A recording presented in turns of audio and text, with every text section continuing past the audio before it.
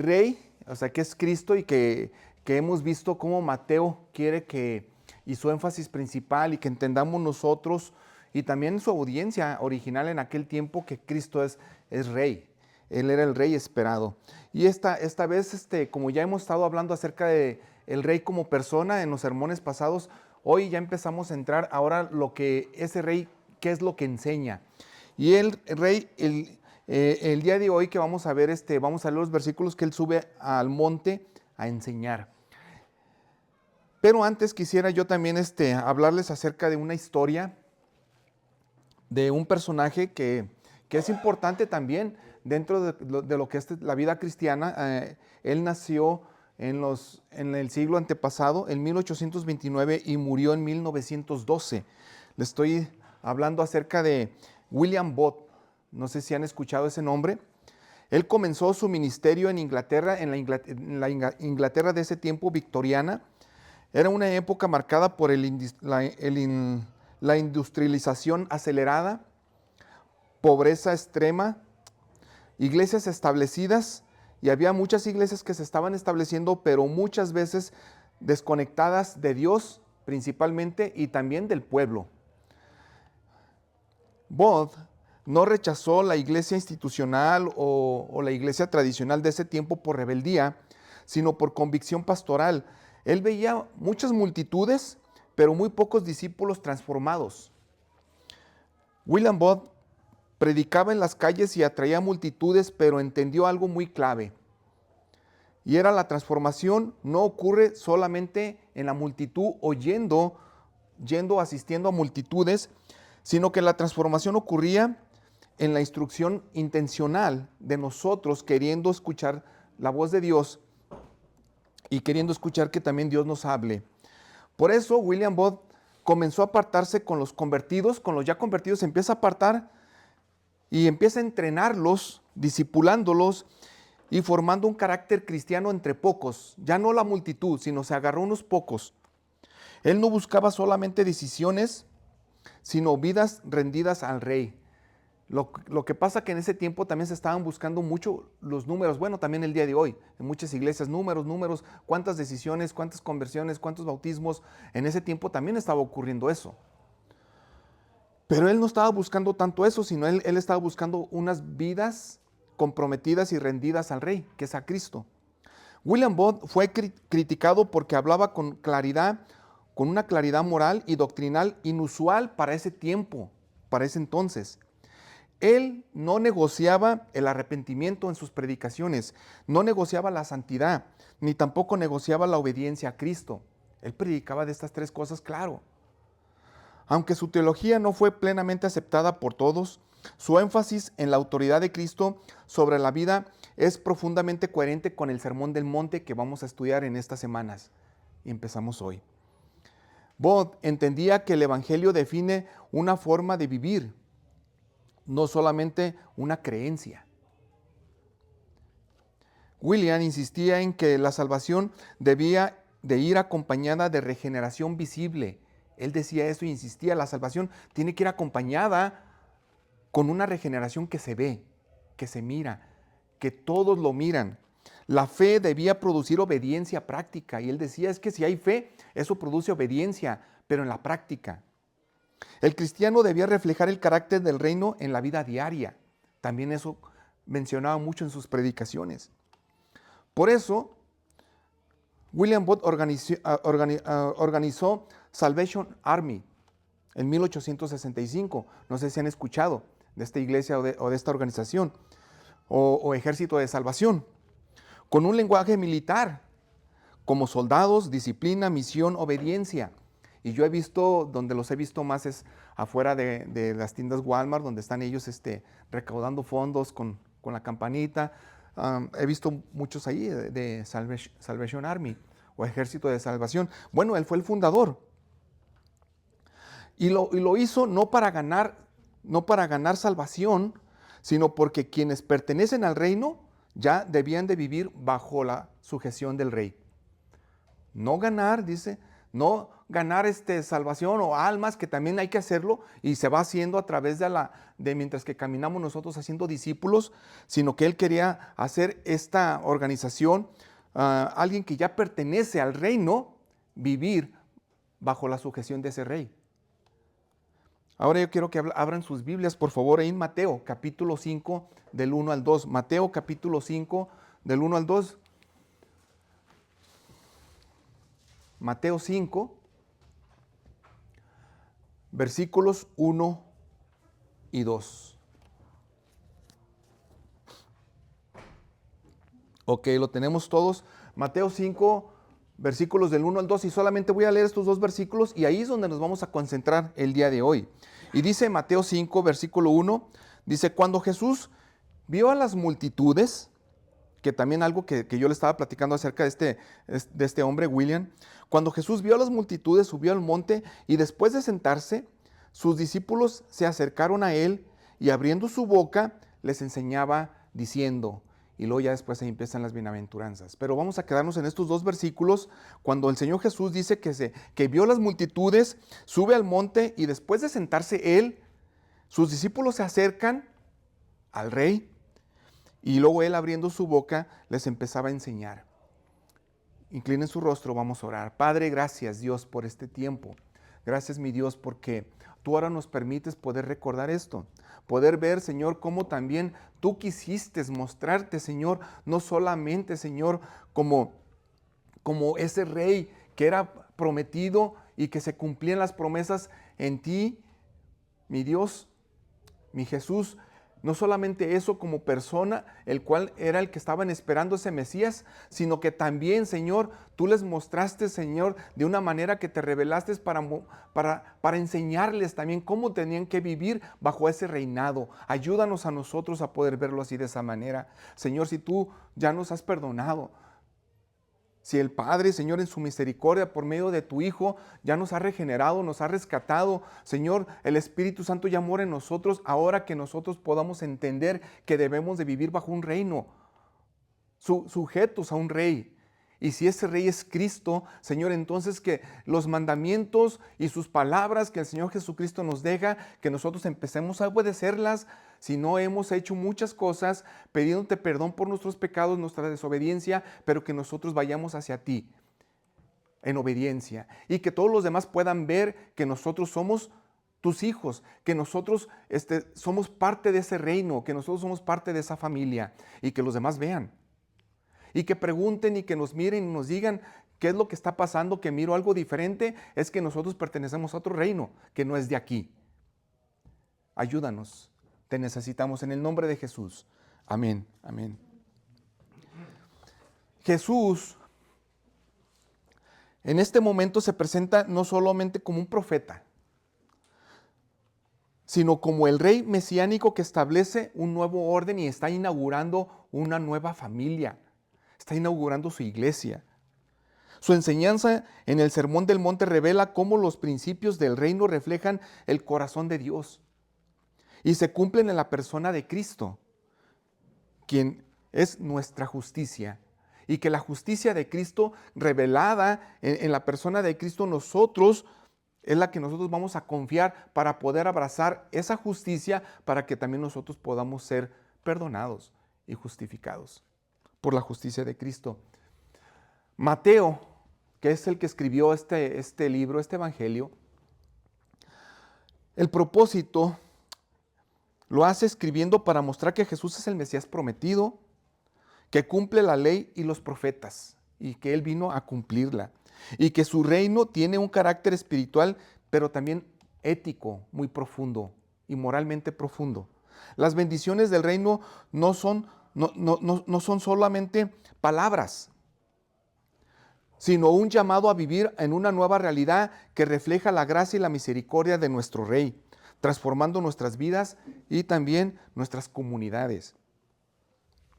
Entonces dice la palabra de Dios que Jesús dice que cuando vio las multitudes sube al monte y sube al monte a enseñar. quiero hablarles de algunas interpretaciones que a través de la historia, y que estoy hablando de 2000 años hasta acá, cuando se escribe el Evangelio de Mateo y cuando el Señor Jesucristo predica, porque esto lo que vamos a ver hoy es un sermón del Señor Jesús. Y empieza a predicar esto 2000 años. Durante estos 2000 años ha habido varias interpretaciones de este sermón. Y se ha interpretado mucho, pero también malinterpretado también mucho. A lo largo de la historia se han hecho varias posturas o lecturas diferentes. Y la que vamos a ver ahorita, quiero decirles qué es lo que la audiencia original pensaba acerca de este sermón cuando lo escucha original de Jesús.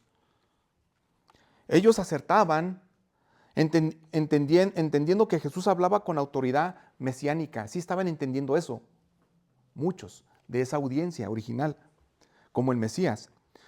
Porque ellos estaban viendo que Cristo estaba reinterpretando la ley de Moisés y reclamando ser Jesús mayor que Moisés. Miren, Jesús viene, está aquí, está en la audiencia original en ese tiempo cuando él se sube al monte a predicar, y él estaba reinterpretando la ley de Moisés. Por eso mucho que vamos a leer nosotros durante todas estas semanas, y si ustedes ya leyeron Mateo, si es posiblemente que ya leyeron Mateo, si no, lean Mateo, el Evangelio.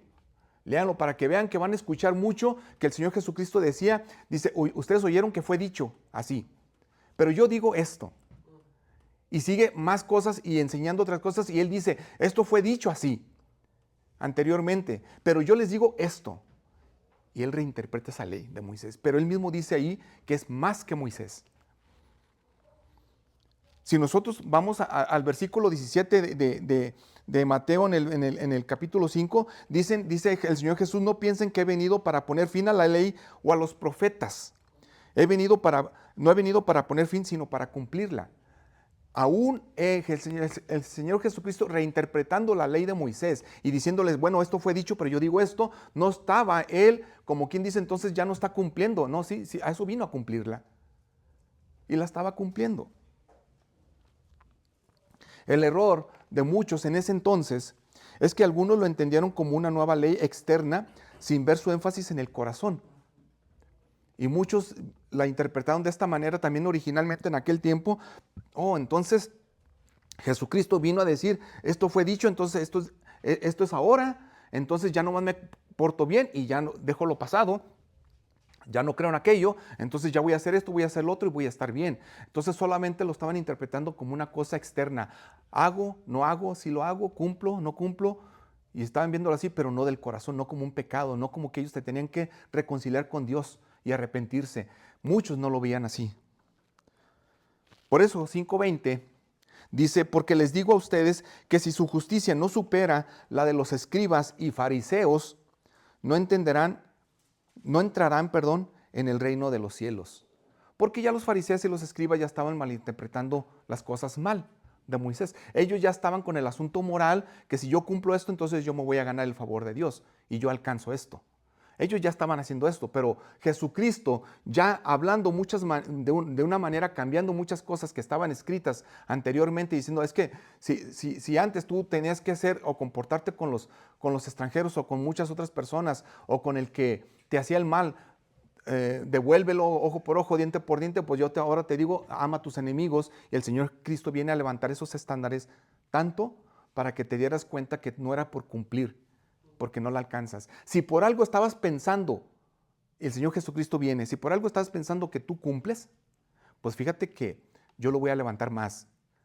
Y viene, y él por eso cuando habla acerca de lo que es el adulterio en esos tiempos, cuando les da carta de divorcios y le preguntaron al Señor Jesucristo acerca de que Moisés les daba esa carta, y es que les dijo, bueno, es que Moisés se los dio por la dureza de su corazón, hablando de lo que es el divorcio.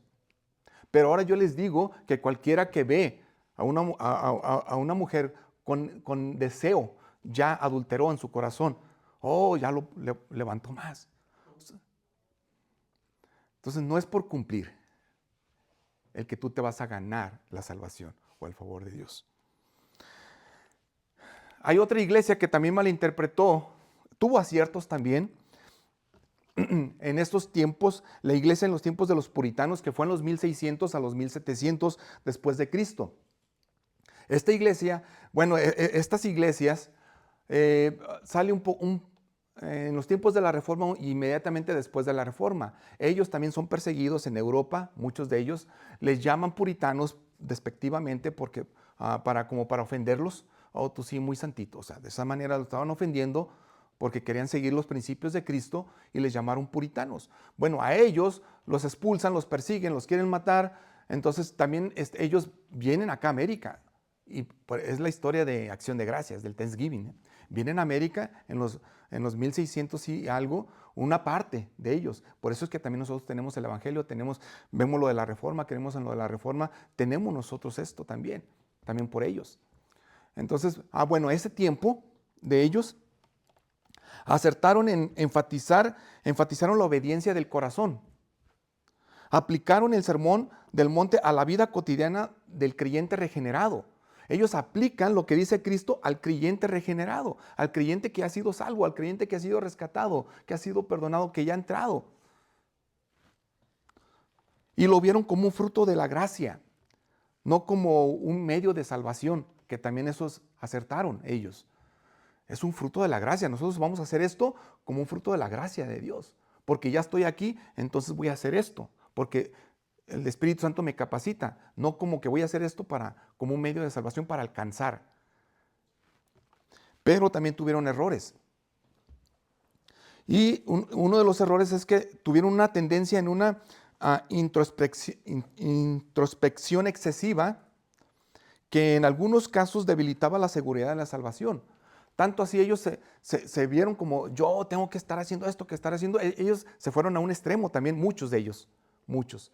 A un extremo, tanto así que entonces no soy salvo. Porque sí fallamos. Ustedes se han de dar cuenta que sí fallamos. Y estamos fallando. Fallamos. Pero esa parte de decir fallé, o sea, no lo veían tal vez como una parte de gracia, entonces Señor, ten misericordia de mí, sino que ellos ya lo estaban viendo, entonces, pues yo creo que si fallé, entonces no tengo el Espíritu, entonces no soy salvo. Y si van al extremo. Otro error era que también dar más importancia al moralismo porque podían algo que podía oscurecer el Evangelio.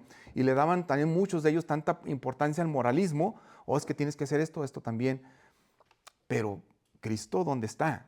¿Dónde está el arrepentimiento? Entonces es algo que también ellos estaban fallando. Ya la iglesia de hoy,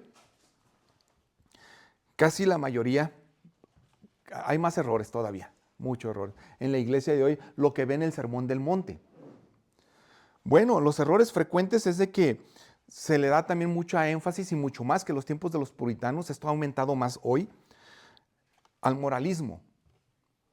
Mucho moralismo hay el día de hoy. Ser una mejor persona. Es que tienes que ser una mejor persona. Está bien, o sea, ¿verdad? Podrías decir que está mal el que podamos decir que seas una mejor persona. Pues nosotros decimos, pues claro que no está mal. Hay que ser mejores personas. Pero ¿cuál es el motivo para ser mejor persona? Porque quieres alcanzar tú el favor de Dios, la salvación porque te estás portando bien o porque ya es un fruto de que tú ya estás dentro del reino. Por eso tú vas a hacer esto como un fruto de gracia. También el día de hoy, en la iglesia, ve este sermón del monte también como un evangelio social, pero sin arrepentimiento. Haz esto, haz lo otro. Pero pues sin hablar de arrepentimiento, sin hablar de pecado. Pero un evangelio social.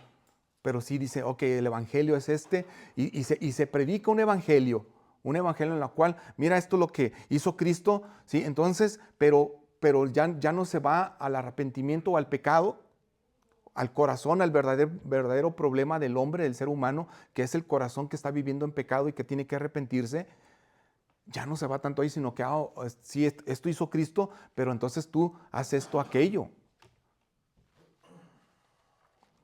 Y también otra cosa el día de hoy que es un ideal inalcanzable sin referencia a Cristo. Se ha vuelto ya una parte que es como si un ideal que tú puedes alcanzarlo, tal vez que no lo vas a alcanzar, y sin Cristo menos, o sea, no lo vas a poder obtener. Con Cristo lo vamos a obtener nosotros, pero no por nuestra justicia, no por nuestros méritos, porque Él sí los cumplió. Por eso es que alcanzamos, por eso es que entramos, porque no somos nosotros. esa justicia de Cristo en nosotros, cuando nosotros llegamos a Cristo y Dios nos perdona, somos regenerados, llega el Espíritu Santo, entonces eso en nosotros, somos una nueva criatura. Ese corazón de piedra, Dios lo quita y pone un corazón de carne, somos transformados, ahora ya Cristo mora en nosotros, ya cuando lleguemos con Dios, Dios va a ver a Cristo en nosotros, la justicia de su Hijo, no la de nosotros, por eso entramos. Porque si viera nuestra justicia, Dios para entrar, allá, cuando ya estemos delante de Dios, no entraríamos, no entramos, ninguno de los que estamos aquí entraríamos. Si Dios estuviera viendo tu justicia, tus obras, tus méritos, lo que tú estás haciendo, lo que tú alcanzaste, según lo que tú alcanzaste.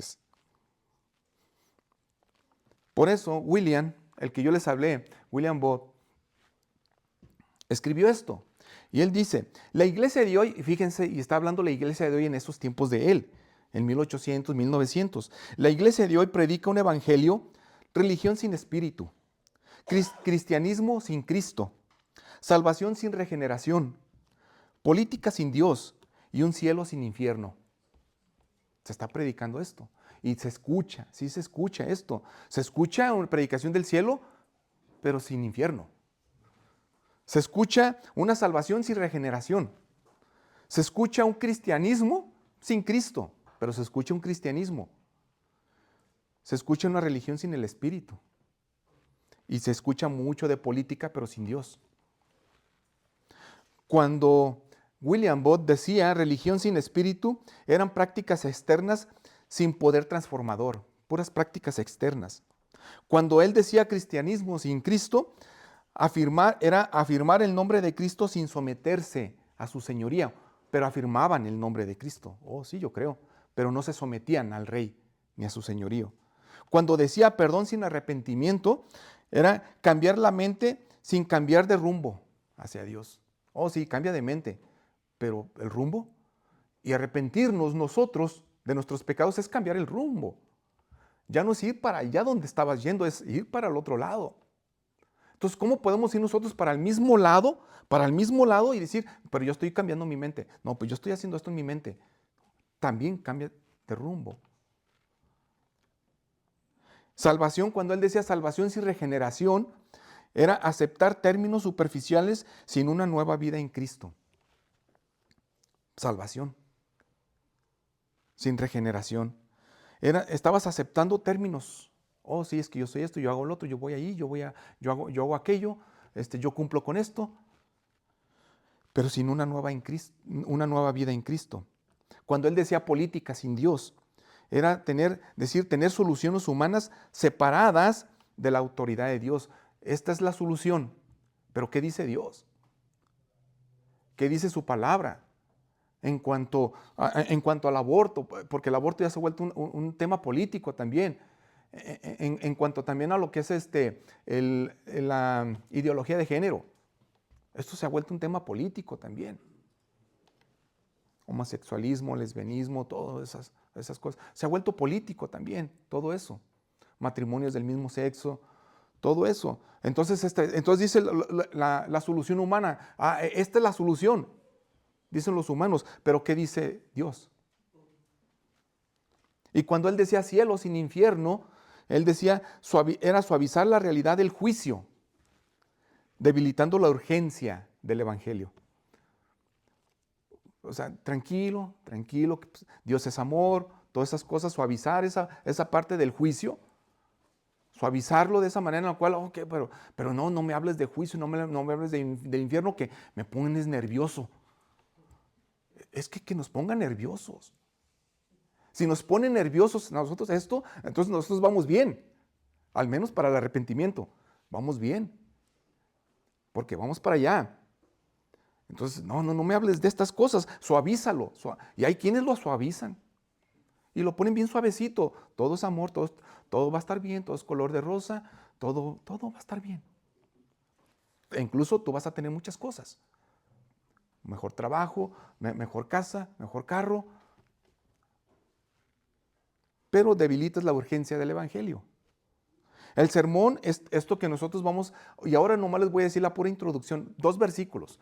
Para el siguiente, en el siguiente semana, si Dios lo permite, entramos a las bienaventuranzas, cuando Dios ya empieza a decir, doblemente bendecido eres si tú estás haciendo esto. Y Dios y Cristo se los dijo a los discípulos, le enseñó a los discípulos. Una vez que ve a las multitudes, sube al monte a orar, se sienta, dice la Escritura, si ustedes vuelven a leer ahí en la Biblia, se sienta, llegan los discípulos, Él abre su boca y les enseña. Ustedes son parte de ese reino. A ustedes les digo esto. Y nosotros estamos aquí.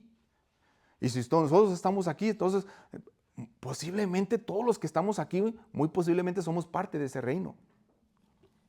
Pues es a nosotros que va dirigido las bienaventuranzas, no a toda la multitud.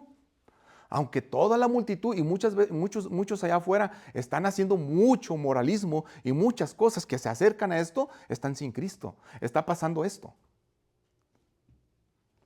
Pero están haciendo moralismo. Ahora nosotros no es que no vayamos a hacerlo, vamos a hacerlo.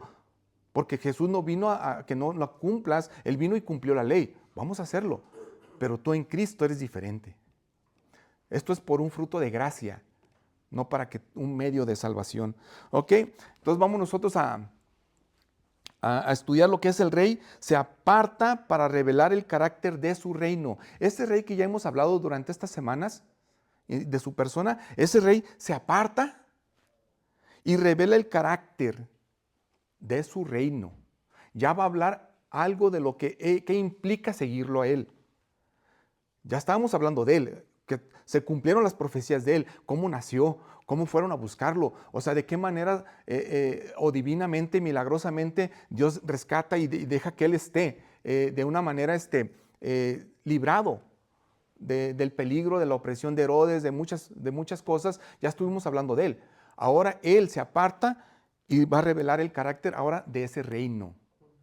Si me sigues, este es mi reino y esto, para seguirme, vamos a hacer esto. Y esto implica que tú quieres seguirme a mí. Por eso en el versículo 1 dice, cuando Jesús vio a las multitudes, subió al monte y después de sentarse sus discípulos se acercaron a él. Este rey mesiánico eligió un lugar apartado para enseñar sobre el reino, sobre su reino. Se subió.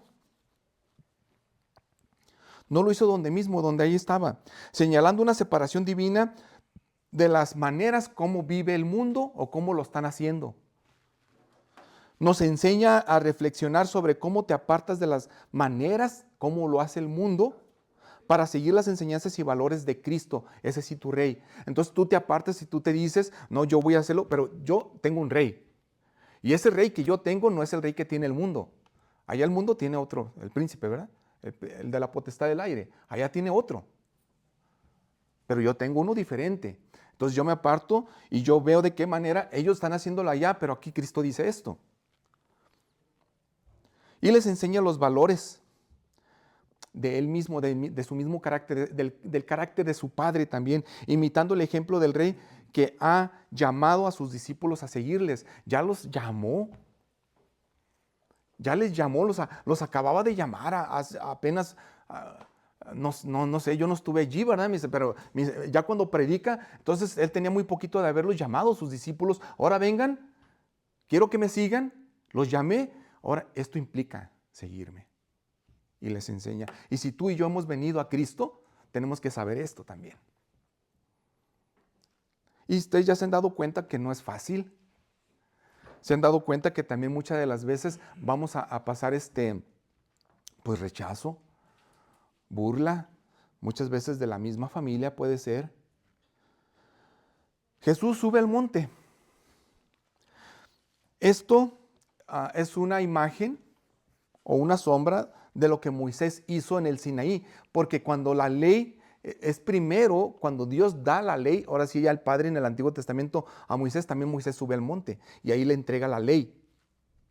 Pero Jesús no recibe una nueva ley.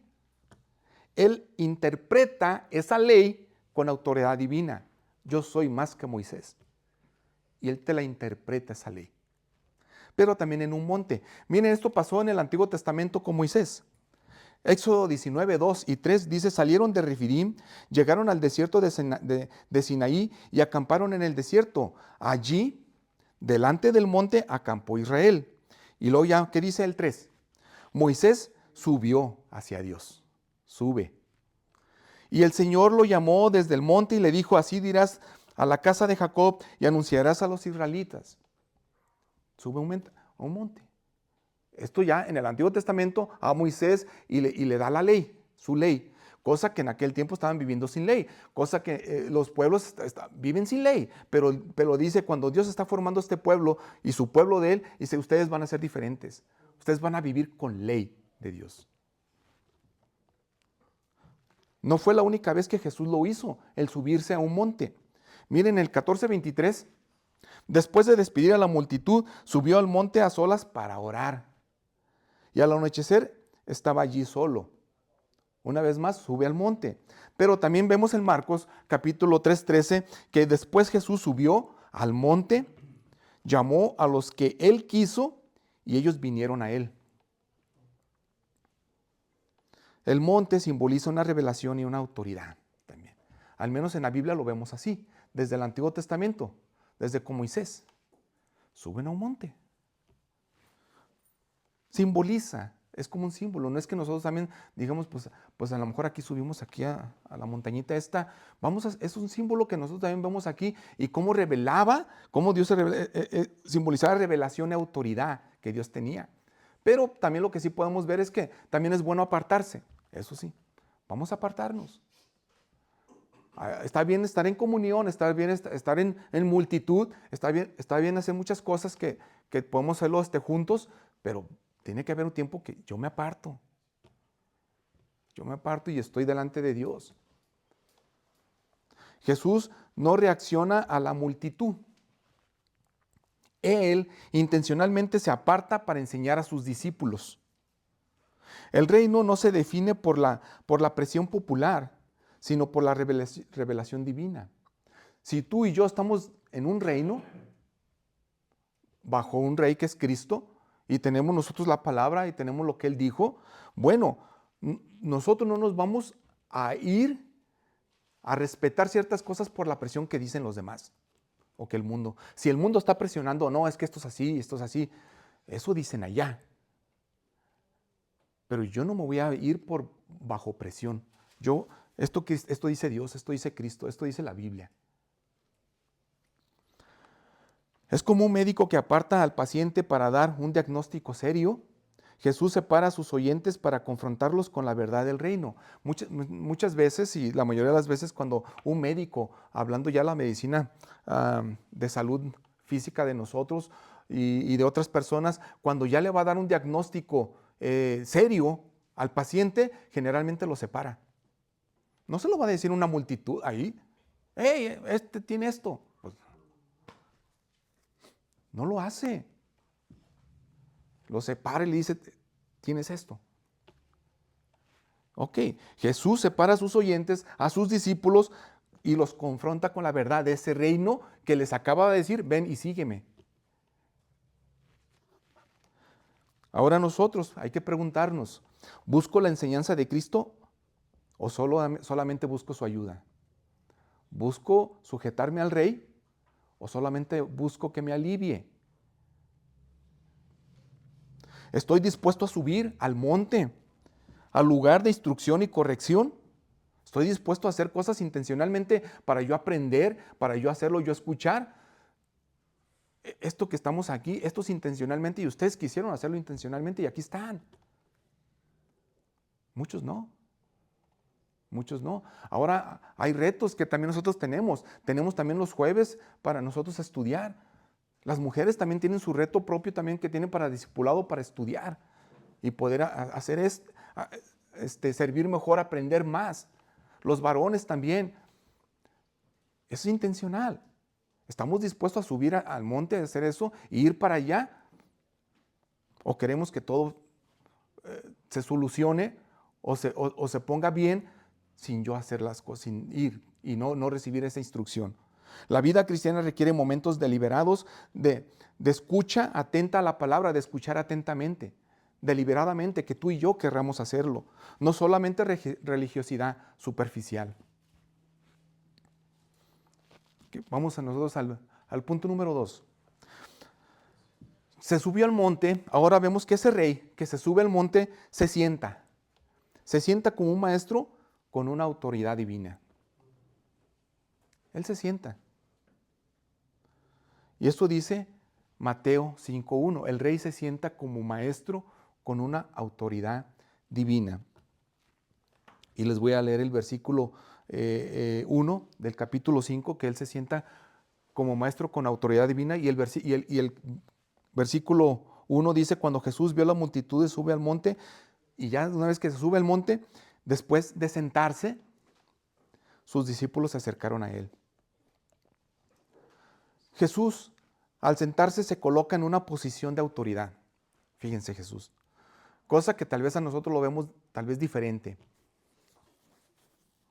Este gesto simboliza el llamado a aceptar su autoridad en nuestras vidas, guiándonos hacia un carácter moldeado por sus enseñanzas. Su postura, no solamente es solo física, sino espiritual. Y cómo asumir humildemente esa posición de discípulo transforma nuestra perspectiva y acciones diarias. Cuando yo, mis hermanos, andaba en mis tiempos de juventud y un poquito más de juventud en asuntos de ¿cómo se llama? Las ventas, pero ¿mande?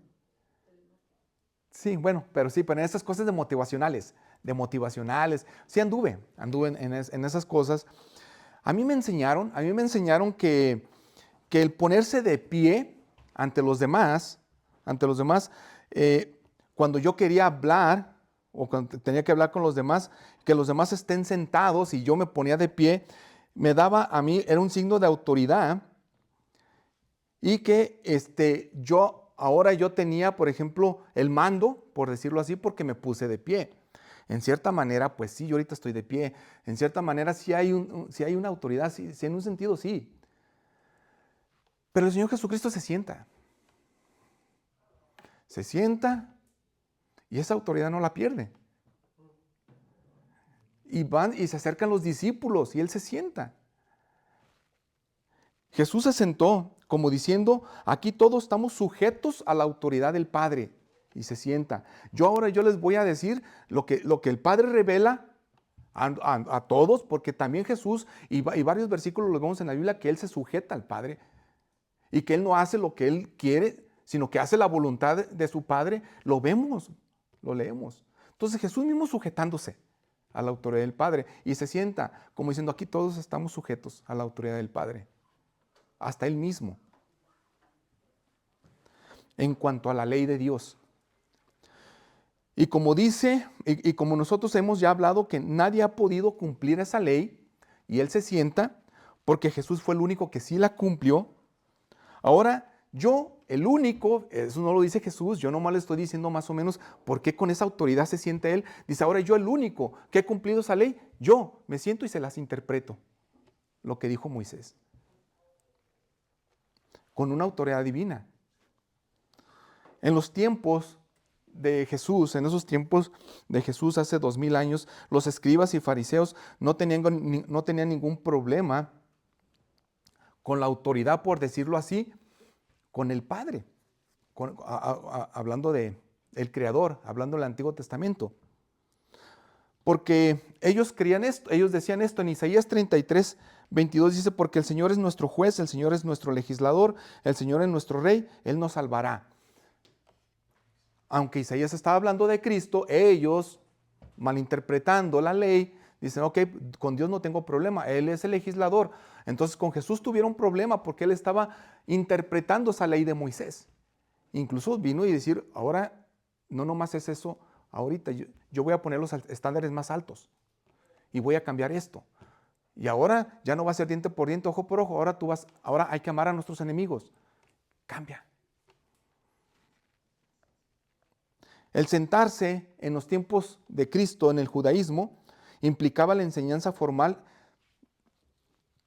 o vinculante en esos tiempos o tradicional, era una postura oficial de un rabino con autoridad doctrinal. También ellos, en ese tiempo, se sentaba el rabino, el que tenía autoridad doctrinal, o el teólogo, por decirlo así, en ese tiempo se sentaba y no había ningún problema en que él tenía la autoridad y él le explicaba a los demás, aunque todos estuvieran sentados. Ellos tenían esa parte y esa cultura o esa tradición, se sentaban. Y se sentaba también el rabino. No es que si se para tiene más autoridad, si se sienta tiene menos. No lo veían de esa manera. No enseña, pero Jesús no enseña como escriba, sino como el Señor de la ley. Ahora ya le dije, ahora Él dice, yo soy más que Moisés. ¿Ustedes han oído esta ley? ¿Creen esta ley? Pues yo soy el Señor de la ley. Y Jesús tenía esa autoridad. Jesús es aún el mismo Señor de la misma ley que Moisés les había enseñado hace muchos años. Así como Jesús una vez les dijo a ellos que Él era más que el sábado, más que el día de descanso, porque también ellos estaban queriendo cumplir el descanso, queriendo cumplir el sábado, por decirlo así. Oye, pues es que no tenemos que hacer esto. Incluso criticaban a Jesús porque sanaba en día de descanso, en sábado. Y Él les tuvo que decir, yo soy más que el sábado, yo soy Señor del sábado. Y aquí, en el Sermón del Monte, Él dice, yo soy el Señor de esa ley. Yo les vengo a cambiar esto y varias cosas, pero no a cambiarlas como que ya no lo cumplan, como que eso es obsoleto, no de esa manera, sino que al levantar los estándares y Él, porque Él cumplió, entonces Él calificaba para ser nuestro Salvador. Miren Mateo 7, 28 y 29, dice, cuando Jesús terminó estas palabras, las multitudes se admiraban de su enseñanza, porque les enseñaba como uno que tiene autoridad, no como uno de sus escribas. Si aún así algunos escribas y fariseos al sentarse tenían esa autoridad para enseñar, esto era algo diferente cuando escuchaban a Cristo. Se admiraban de su enseñanza. ¿Por qué? Porque Él venía y ponía esto, ¿no? ¿Oyeron que fue dicho esto? Pues ahora es esto. ¡Wow! ¿Quién hace esto? ¿Quién hace eso? Este tiene autoridad. Ahora nosotros hay que preguntarnos, ¿reconozco a Jesús como autoridad final sobre mi vida? ¿Si estamos reconociéndolo como una autoridad final sobre nuestra vida? ¿Obedezco su enseñanza cuando confronta mis valores? Cuando llega el Señor Jesucristo a nuestras vidas y hay una confrontación en lo que yo creía que eran mis valores o lo que yo creía que era lo correcto y Él viene y confronta esto, ¿qué pasa allí? En esa sacudida. ¿Obedezco su enseñanza? ¿O sigo yo con lo que yo pensaba que estaba bien?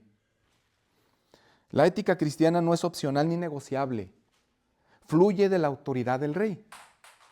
Si somos cristianos y queremos vivir nosotros una ética cristiana y moralmente bien, o sea, porque hay que hacerlo de esa manera, vivir de esa manera en la cual nosotros tenemos que hacer buenas obras, no para salvación, pero como un fruto de la gracia, bueno, pues eso no es una opción para un cristiano.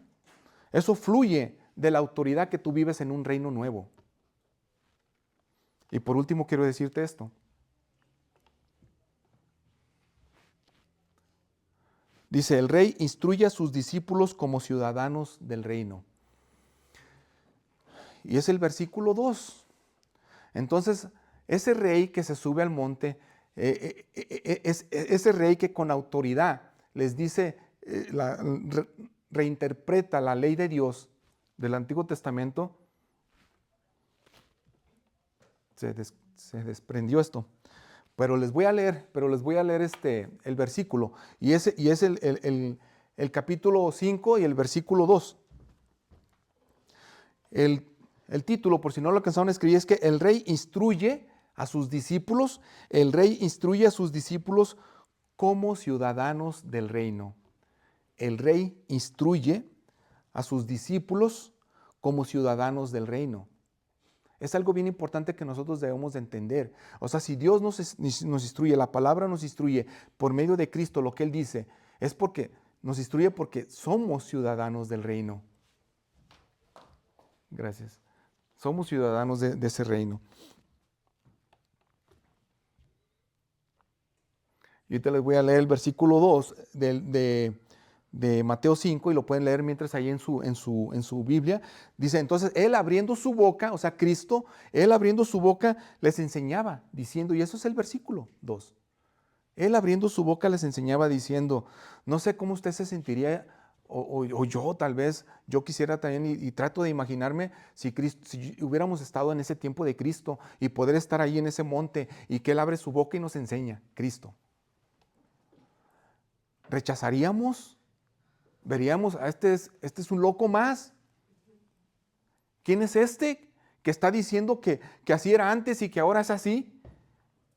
Seríamos parte de esas personas o de ese montón que nosotros decimos, no, este está mal. ¿Quién es este? O nos admiramos, como también cuando estamos leyendo el versículo anterior, nos admiramos de su enseñanza como quien tiene autoridad, no como habla un escriba o un fariseo, y nos asombra. Entonces, y nosotros vamos corriendo a obedecer. Es increíble el poder transformador de las palabras de Jesús. Es increíble. Gracias mi hermano. Quien Él abre su boca, dice, abre su boca para enseñar a sus discípulos. Él abre su boca para enseñar a sus discípulos. En sus enseñanzas existe una guía para cambiar actitudes y comportamientos en tu propia vida, buscando el carácter radicalmente diferente que Él describe para el que es ciudadano de ese reino. Tú y yo, si ya hemos llegado a Cristo, entonces ya somos ciudadanos de un reino diferente. Aunque estemos peleando una ciudadanía aquí tal vez, o tal vez ya tengan alguna otra ciudadanía aquí tal vez. Bueno, ya somos ciudadanos del reino. Ya somos ciudadanos de ese reino. Mateo usa la palabra discípulo cuando él dice que abre su boca y les enseña. Discípulo, la palabra enseñar, cuando él dice abre su boca y les enseña, que es aprender mediante una instrucción práctica, que es el verbo que yo tengo aquí en griego, que se los traía ahí, es metanao, algo así, que no describe un oyente casual, sino alguien que se vincula a un maestro, que acepta su autoridad y que ordena su vida conforme a la enseñanza. Cuando él se dirige a sus discípulos y abre su boca y les enseña, él se está dirigiendo de una manera en aquellos que no son oyentes casuales, sino aquellos que se vinculan con un maestro y dicen, yo sí quiero aprender. ¿Lo hiciste? ¿O se hizo solo? Voy a poner a ver si se puede aquí.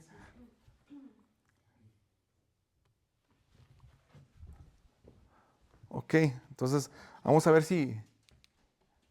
Esa es la palabra que yo les decía.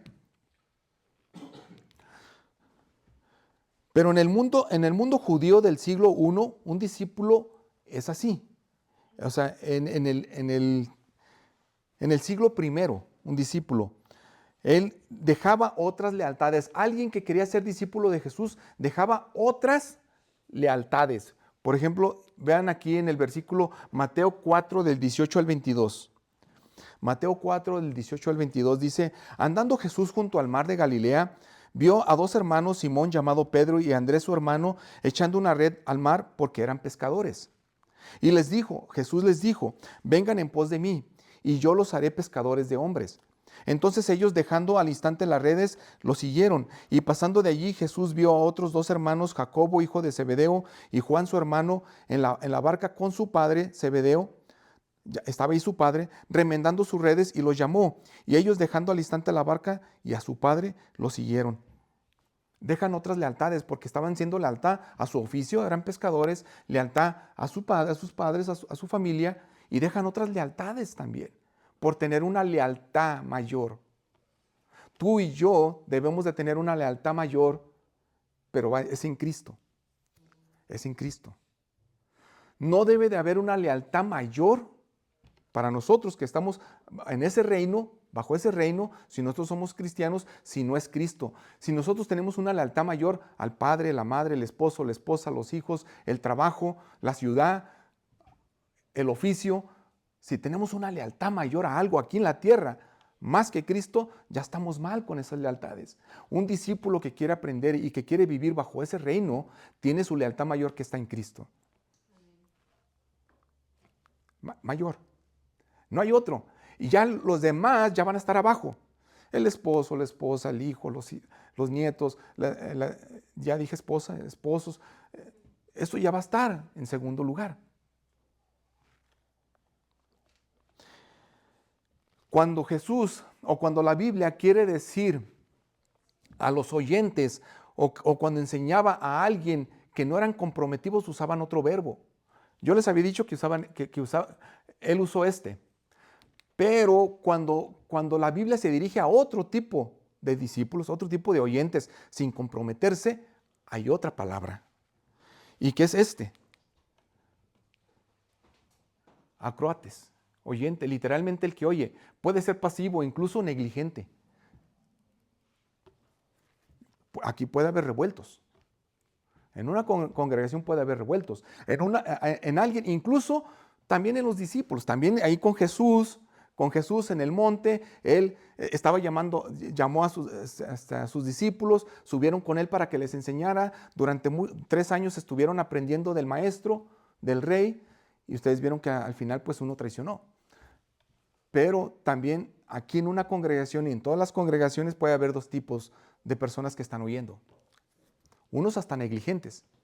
Uno es nomás el que oye. Otro que se compromete. Otro que dice, no, yo sí quiero seguir al rey. Yo sí quiero ser su discípulo. Él es mi maestro. Usado negativamente, este verbo se usa negativamente aquí en Santiago 1:22, aquí se usa este verbo. Sean hacedores de la palabra y no solamente oidores. Ahí están. Que se engañan a sí mismos. Hay muchos que solamente están así. Oidores. Engañándose a sí mismos. No discípulos del Rey Jesús. No esos comprometidos.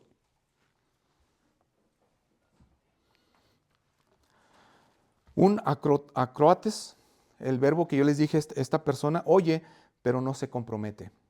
Aunque las multitudes escuchan, el sermón está primordialmente dirigido a los discípulos. Aunque la multitud escuche. Y no sé si ya se dieron cuenta, pero mis predicaciones aquí van dirigidos a un segmento. Unos cuantos. Pero pues no se sabe, ¿verdad? Dicen, ¿a quién será? Pero va dirigido a unos poquitos. A unos poquitos. ¿Por qué? Porque así va a ser. Así va a ser. No es a todos. No es a todos. Aunque yo predico. Así, porque el Espíritu Santo es el que hace la obra. Yo no soy el Espíritu Santo. Él va a hacer la obra. Va a abrir su entendimiento. Va a abrir su corazón, sus ojos espirituales. Él va a hacerlo. Mateo, un poco después de este evento, les dijo en el 13:11. Jesús le respondió, porque a ustedes se les ha concedido conocer los misterios del reino de los cielos, pero a ellos no se les ha concedido. No es a la multitud, es a unos pocos, a los discípulos, poquitos. Porque a ustedes, dice, se les ha concedido conocer los misterios del reino de los cielos, pero a aquellos no se les ha concedido. Espero que usted y yo estemos dentro de que sí se nos ha concedido saber eso. ¿Escucho el sermón del monte? Una pregunta que nos hacemos. ¿Escucho el sermón del monte como discípulo o como solamente como un espectador? ¿Cómo escucho yo el sermón del monte? ¿Como un discípulo o como un espectador? ¿Mi vida refleja el carácter del reino? Debe de preguntarse. Cuando Jesús reunió a sus discípulos y se dispuso a instruirlos en el camino del reino, iniciar un compromiso renovado para seguir sus enseñanzas con dedicación y entrega, eso comienza.